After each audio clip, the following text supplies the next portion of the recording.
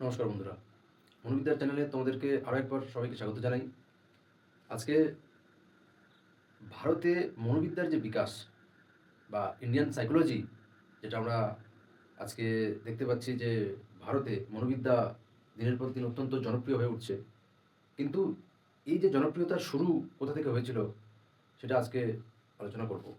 তো একেবারে প্রথমে এটা বলে রাখি যে ভারতবর্ষে মনোবিদ্যার যে চর্চা সেটা প্রাথমিকভাবে এবং লিখিতভাবে সেটা পাশ্চাত্য বা ওয়েস্টার্ন যে মনোবিদ্যা বা সাইকোলজির যে চর্চা হতো সেই চর্চার দ্বারা অনুপ্রাণিত হয়েই কিন্তু আমাদের ভারতবর্ষে মনোবিদ্যার চর্চা বা এটা নিয়ে আরও বিস্তারিত পড়াশোনা করা শুরু হয়েছিল। যদিও একাডেমিক সাইকোলজি বা এই যে যেভাবে মনোবিদ্যা নিয়ে চর্চা করা হচ্ছে এখনকার সময়ে, সেইটার ওয়েস্টার্ন সাইকোলজি বা ওয়েস্টার্ন যে বিভিন্ন সাইকোলজিস্ট রয়েছে তাদের দ্বারা, তাদের কাজ দ্বারা অনুপ্রাণিত হয়ে শুরু হয়েছিল বটে। কিন্তু এই মনোবিদ্যার বা সাইকোলজি রিলেটেড যে বিষয় সেটা আমরা আমাদের প্রাচীন ইতিহাস, আমাদের ভারতীয় সংস্কৃতিতে কিন্তু খুঁজে পাবো। হ্যাঁ, তো সেগুলো নিয়ে পরে আলোচনা করা যাবে। আজকে ভারতবর্ষে মনোবিদ্যার কিভাবে শুরু হয়েছিল সেইটা, এবং কোন কোন বিশিষ্ট সাইকোলজিস্ট রয়েছে যাদের নাম না বললেই নয় এবং তাদের কন্ট্রিবিউশন, তাদের অবদান এখানে উল্লেখযোগ্য। তো বেশ কয়েকটা রয়েছে, বেশ কয়েকটা সাল রয়েছে যেগুলো খুব গুরুত্বপূর্ণ এবং যেগুলো মনে রাখাটাও বিশেষ দরকার। প্রথমত এই 1915 সাল, যখন কলকাতা বিশ্ববিদ্যালয়ের দর্শন বিভাগে মনোবিদ্যার সিলেবাসের অন্তর্ভুক্তিকরণ হয়। অর্থাৎ আমরা জানি যে ফিলোসফি বা দর্শন সাবজেক্টের মধ্যেই কিন্তু মনোবিদ্যার আলোচনার শুরু হয়।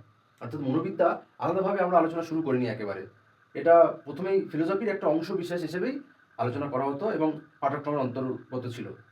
তো ভারতবর্ষে প্রথম এটা কলকাতা বিশ্ববিদ্যালয়ের দর্শন বিভাগ বা ফিলোসফির যে ডিপার্টমেন্ট, সেখানে দর্শনের যে সিলেবাস বা ফিলোসফির সিলেবাস তার মধ্যে এটাকে ইন্ট্রোডিউস করানো হয়।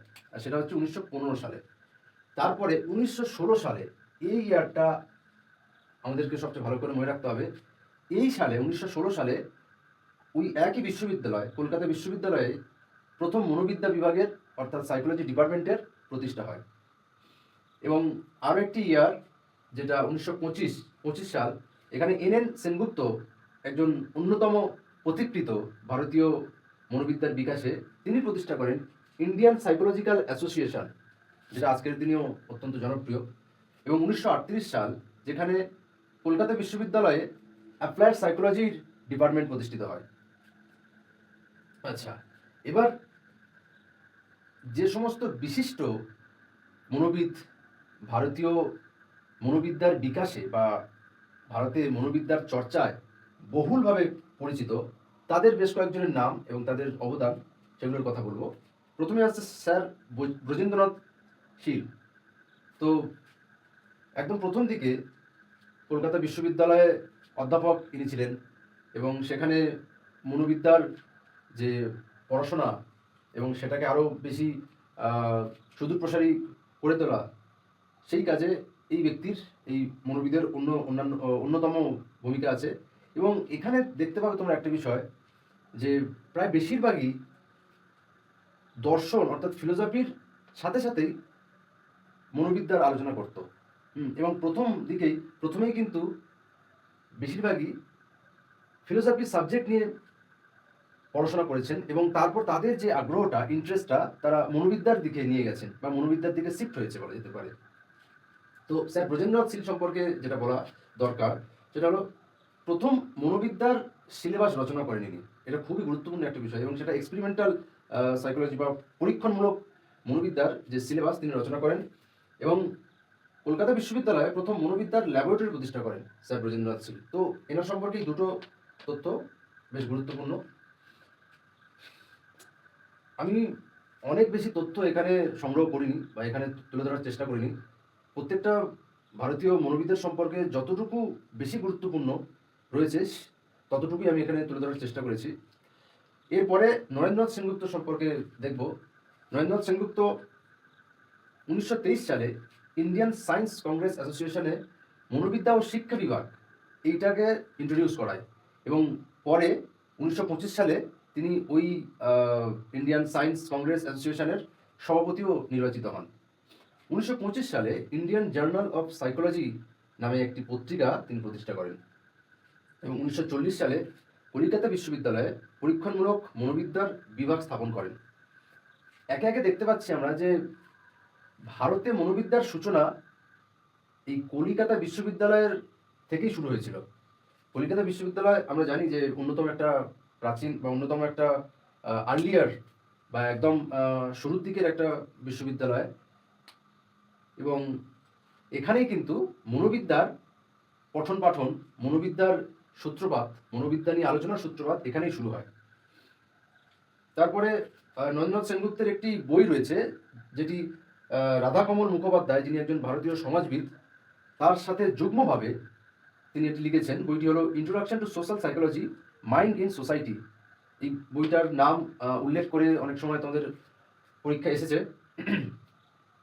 এরপরে গিরীন্দ্রশেখর বোস, এই নামটি আমাদের ভারতীয় মনোবিদ্যার জগতে অত্যন্ত পরিচিত একটি নাম। এই গিরীন্দ্রশেখর বোস ফ্রয়েডের সাইকোঅ্যানালিসিস দ্বারা ভীষণভাবে অনুপ্রাণিত হয়েছিলেন এবং এনাকে ফাদার অফ এশিয়ান সাইকোলজি, আবার father of psychoanalysis in India নামে ইনি পরিচিত। এবং ফ্রয়েডের যে সাইকোঅ্যানালিসিস তাকে ভীষণভাবে অনুপ্রাণিত করেছিল এবং সেই কারণে 1922 সালে ইন্ডিয়ান সাইকোঅ্যানালিটিক সোসাইটির প্রতিষ্ঠাও করেন এবং তার প্রথম সভাপতিও তিনি নির্বাচিত হন। এবং তিনি তার একটা রিসার্চ পেপার ছিল যেটার নাম হচ্ছে দ্য কনসেপ্ট অফ রিপ্রেশন। এই রিপ্রেশনটা তোমাদেরকে বলেছিলাম যে রিপ্রেশন হচ্ছে একটা ফ্রয়েডের যে সাইকোঅ্যানালিসিসে রিপ্রেশন হচ্ছে একটা ডিফেন্স মেকানিজম। তো এই ফ্রয়েডের যে সাইকোঅ্যানালিসিস এবং বীরেন্দ্রশেখর বোসের যে সাইকোঅ্যানালিসিস বা সাইকোঅ্যানালিসিসের যে পার্সপেক্টিভটা সেটা একটু ভিন্ন ছিল, একটু আলাদা ছিল। তার কারণ ফ্রয়েডের সাইকোঅ্যানালিসিসে আমরা সেক্সোলজিটাকে বা সেক্সুয়াল এনার্জি বা সেক্সুয়াল ফিলিংসটাকে তিনি অনেক বেশি করে প্রাধান্য দিয়েছেন, যেখানে গিরীন্দ্রশেখর বোস তিনি বলছেন যে ভারতীয় সংস্কৃতিতে এই বিষয়গুলো হুবহু এভাবে দেখা যেতে পারে না, কারণ ভারতীয় সংস্কৃতি একটা কালেস্টিভিস্টিক কালচার। তো এখানে বিভিন্ন বিষয় সেখানে পাশ্চাত্যের থেকে, ওয়েস্টার্ন কালচারের থেকে অনেকটা আলাদা।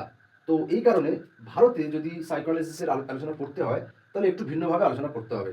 এবং তিনি এই যে দি কনসেপ্ট অফ রিপ্রেশন একটা রিসার্চ পেপার, সেইটাতে এই ভারতীয় সংস্কৃতির যে ভিন্নতা সেটা উল্লেখ করেন এবং তিনি একটা থিওরির কথাও সেখানে ঘোষণা করেন বা মেনশন করেন, সেটা হচ্ছে অপোজিট উইশ। তো গিরীন্দ্রশেখর বোস বা প্রত্যেকটা মনোবিদের সম্পর্কে এদের উপর ফোকাস করে আলাদা আলাদা ভিডিও করার কথা আমি ভেবেছি। তোমাদের উৎসাহ পেলে আরও এটা করতে সুবিধা হবে। তার আরও একটি অবদান যে তিনি বর্তমানে যেটা আরজি কর হাসপাতাল তোমরা জানো, সেই হাসপাতালে প্রথম এশিয়ার মধ্যে মনোরোগীদের জন্য, অর্থাৎ যে মেন্টাল ডিসঅর্ডার, তার জন্য একটা ওপিডি প্রথম চালু করেন এবং সেখানে তিনি ওই বিভাগের চিকিৎসক হিসেবে বা ডাক্তার হিসেবেও তিনি সেখানে কাজ করতেন। 1940 সালে তিলজলায় তিনি লুম্বিনী পার্ক নামক একটি মানসিক হাসপাতাল স্থাপন করেন, যেটি 1970-এর দিকে সরকার এই হাসপাতালটি অধিগ্রহণ করেন। তো মোটামুটি দেখা যাচ্ছে যে গিরীন্দ্রশেখর বোসের যথেষ্ট ভূমিকা রয়েছে আমাদের ইন্ডিয়ান সাইকোলজিতে। এরপরে আর বেশ কয়েকজন রয়েছে যাদেরও যথেষ্ট ভূমিকা রয়েছে। তো সেগুলো এখানে বেশি বিস্তারিতভাবে উল্লেখ করছি না। তো আর তাদের মধ্যে হলো দুর্গানন্দ সিনহা, ইন্দ্র সেন, সুধীর কাক্কর, জিডি বোয়াজ। দুর্গানন্দ সিনহার একটা বই রয়েছে যেটা এখানে উল্লেখযোগ্য শর্ট কোশ্চেনের জন্য, psychology in a third world country, the Indian experience. এবং সুধীর কাক্করের দুটি বই, the inner world, the intimate relation ও the analyst and the mystic, এই দুটি বই বেশ উল্লেখযোগ্য।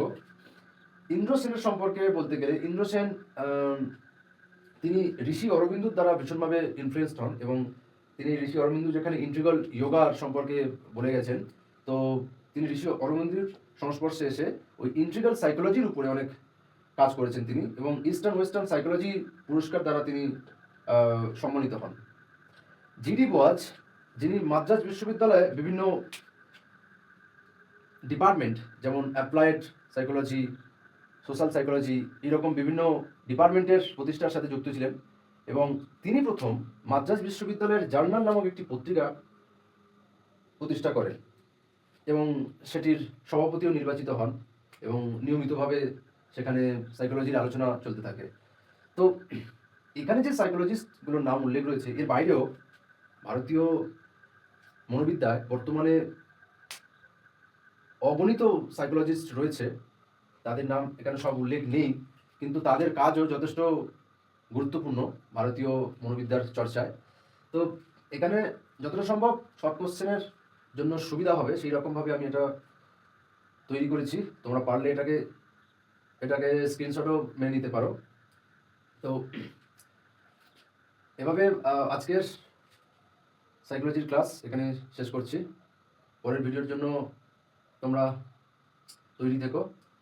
দেখা হচ্ছে পরের ভিডিওতে।